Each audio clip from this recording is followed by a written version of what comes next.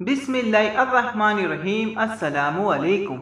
अबू कल्बा रहमतुल्लाह अलैह से मरवी है, कहते हैं कि मैंने मदीने में एक आदमी देखा, लोग उसकी जियारत के लिए आ रहे थे।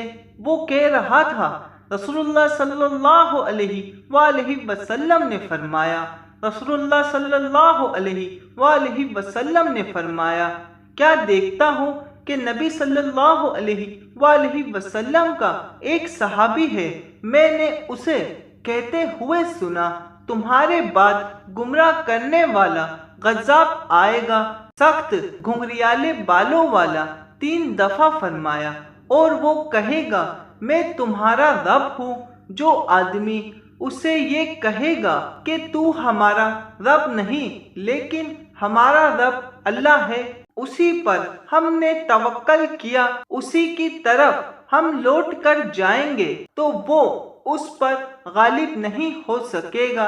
अबू हुरैरा रज़ी अल्लाह ताला अन्हु से मरवी है, कहते हैं कि रसूलुल्लाह सल्लल्लाहु अलैहि वसल्लम ने फरमाया, जब अल्लाह ताला लोगों को एक मैदान में जमा करेगा तो एक पुकारने वाला पुकार लगाएगा, हर कौम उसके पास चली जाएगी जिसकी वो इबादत करती थी, और कुछ लोग वहीं खड़े रहेंगे। अल्लाह ताला उनके पास आएगा और पूछेगा, सब लोग चले गए और तुम यहीं हो? वो कहेंगे, हम अपने माबूद का इंतजार कर रहे हैं। अल्लाह ताला फरमाएगा, क्या तुम उसे पहचानते हो? वो कहेंगे, अगर वो हमें अपनी पहचान करवाएगा तो हम उसे पहचान लेंगे।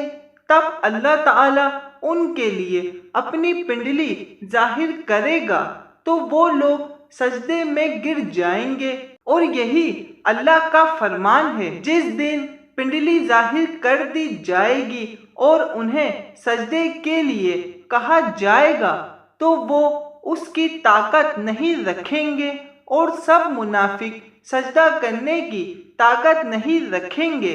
फिर अल्लाह ताला उन्हीं मोमिन को जन्नत की तरफ ले जाएगा। जज़ाकल्लाह।